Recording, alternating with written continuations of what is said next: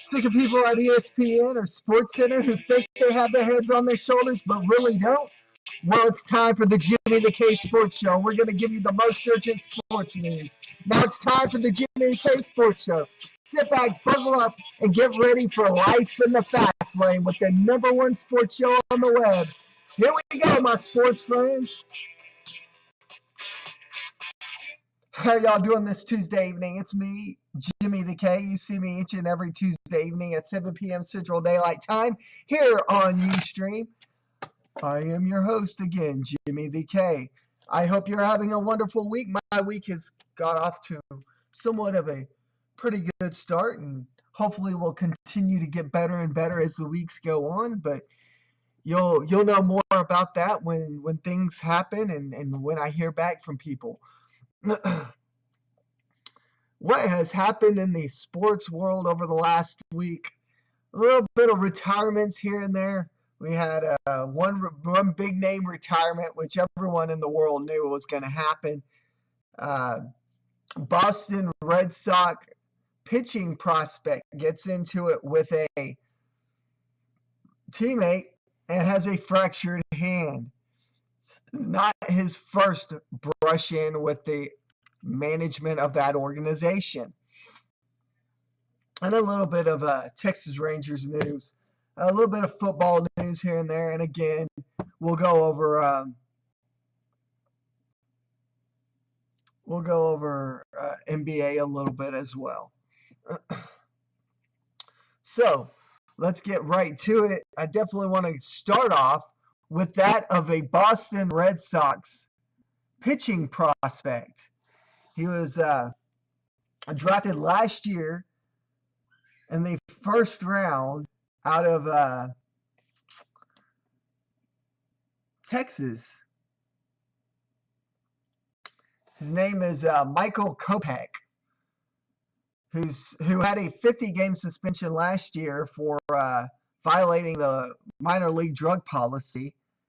And the general manager of the Boston Red Sox said, and I quote, about this incident with him breaking his hand over an incident. He said, "It's disappointing, very disappointing. It was stupid. He's going to have to grow up, obviously, with the things that have happened so far."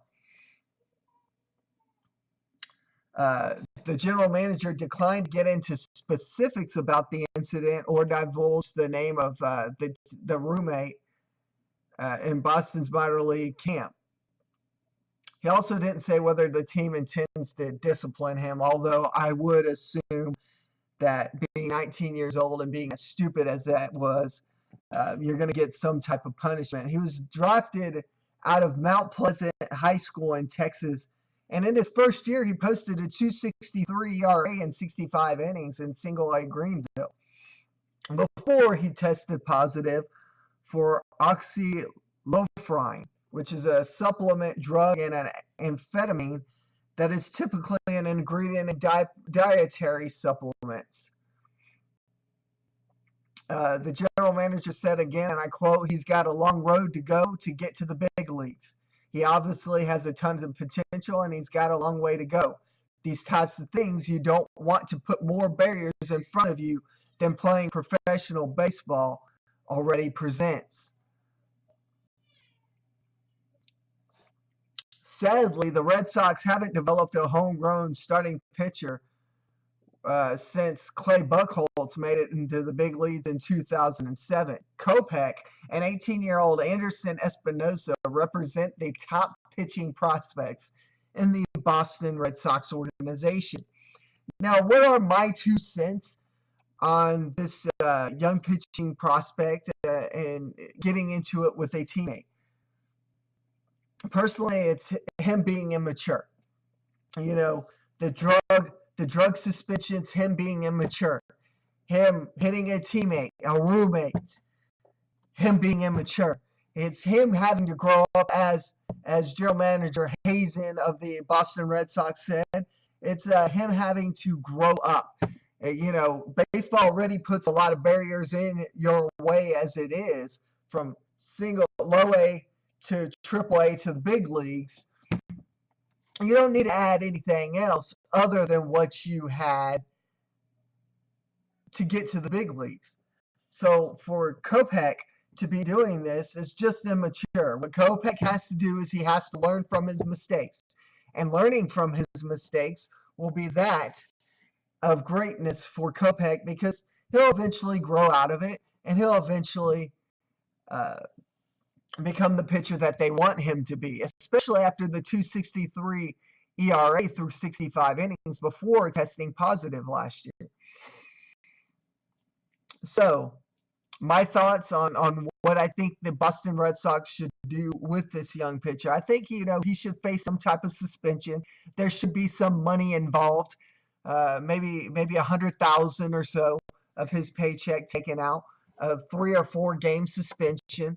Make him sit there, make him be the water boy for 3 or 4 games, and make him see the ice through that of a lower tiered person in the organization.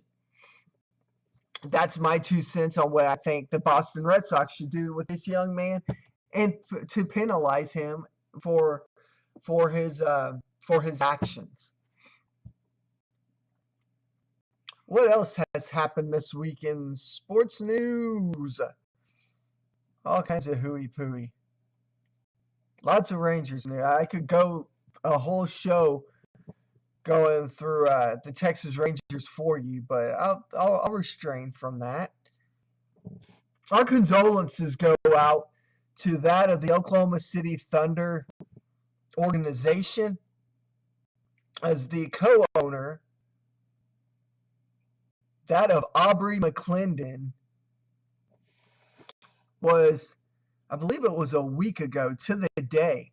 A week ago to the day. A matter of fact, right as the show went off, this just came in and I posted it right as it happened. Thunder co-owner Aubrey McClendon was charged with conspiracy in gas betting. Or gas bid, let's say this again, gas bidding.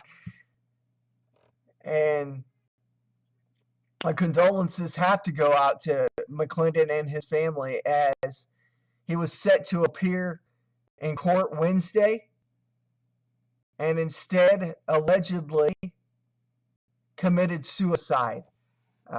He was going over at least 100 miles an hour, at least from what at least a half a dozen bystanders said that seen the vehicle going. The Oklahoma City Police Department has done an investigation. It will take a little bit more time, but right now all signs are pointing towards suicide. Could it be a conspiracy? I doubt it. There's probably a 1 in a bajillion chance that it's a conspiracy. So, Aubrey McClendon got caught. He was the co-owner of the Oklahoma City Thunder. He was at one time one of the top head guys at Chesapeake Energy, and he got caught. He had to go to court. He didn't want to face court. He didn't want to face jail time. He didn't want to have to face that of what would happen in jail. So he decided to kill himself. I mean, that's just plain and simple as it is. I'm not going to sugarcoat it the way other media outlets may sugarcoat it. The truth of the matter is, could have it been a medical condition? Very possibly. I'm not going to say that it wasn't, because, the second that I say that it wasn't a medical condition, it will have been a medical condition. But the odds of it being a medical condition, and for him to have the stopping power, and for him to have the wherewithal to dodge the vehicle to other lanes, and go through grassy area instead of running into a bridge, then that's you have to lean towards more suicide than anything. And that's what I'm leaning on. I'm not going to go about it the way other news outlets may go about it. They're probably going to tell you that more than likely, it's allegedly, and I'm still going to say allegedly, because the truth of the matter is it still is allegedly. But however, I'm going to call a duck if it's a duck, and a bird if it's a bird, or a dove if it's a dove. And this, if it walks like a duck and talks like a duck and quacks like a duck, it must be a duck. And in this case, it walked like a duck, it talked like a duck, it quacked like a duck. So therefore, more than likely, it's a duck. With that being said, the biggest news in all of the sports world was that of the 18-year career of Peyton Manning coming to an end. Peyton Manning officially called it quits yesterday evening. Called it quits after 2 Super Bowl victories, if I'm not mistaken. 18 years, numerous playoffs appearances, and if you go through the stats, he's first in almost every category as it goes stat-wise. He's in first place. He's an elite. He's an elite as it is. So congratulations to Peyton Manning. You know, this will not be the end of his chapter, as we'll more than likely see him next year in CBS or NBC or one of those sports outlets if he chooses so. So congratulations to Peyton Manning and a good 18-year run for Peyton Manning, and I wish him the best in his next endeavor, which all indications seem to be that of broadcasting.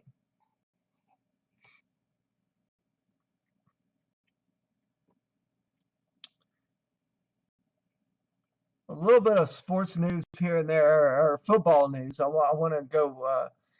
While we're on the football topic, there's been a few things going about. Allegedly, the Eagles were looking to trade DeMarco Murray to the Dolphins. Mario Williams is going to sign with the Dolphins. And it looks like the Houston Texans may be the biggest threat to the Denver Broncos in the Brock Osweiler dealing in the offseason free agency. So if you're the Denver Broncos, you better offer him some good money because the Houston Texans look to be nipping on the heels of Brock Osweiler right now. And according to Von Miller, and this is according to Von Miller, you could very well see Johnny Manziel in a Denver Bronco uniform. Why? Because they like rehabbing quarterbacks. See Tim Tebow. Tim Tebow was played in the Broncos organization and got them to the playoffs and did a pretty good job. So it's possible we could see Johnny Manziel in the Denver Broncos uniform. We'll get a lot more sports football news as players are being traded and teams are signing players, and the draft comes up in about 3 weeks or so. So we'll get a lot more football news into this as the offseason goes on. Let's switch gears and look at the NBA. The Oklahoma City Thunder over the second half of the season have struggled. They've legitimately won probably a half a dozen games. And the games that they've lost in the fourth quarter. And some of the games that they've lost, they were up by double digits, 20, 25 points at the half. What gives with the Oklahoma City Thunder is the fact that defensively, the second half and offensively, they're not playing the way that they are in the first half. You have to collectively, for 48 minutes, play as a team. If you don't collectively play for 48 minutes, you're going to lose those games. And that's what has happened to the Oklahoma City Thunder. Allegedly and reportedly from many sports outlets, Kevin Durant has given an ultimatum to the Thunder saying that if we don't make the finals this year, I won't be back. Kevin Durant publicly come out today stating that that was false accusations and that he never, ever equated anything about the finals in to him being re-signed with the Oklahoma City Thunder.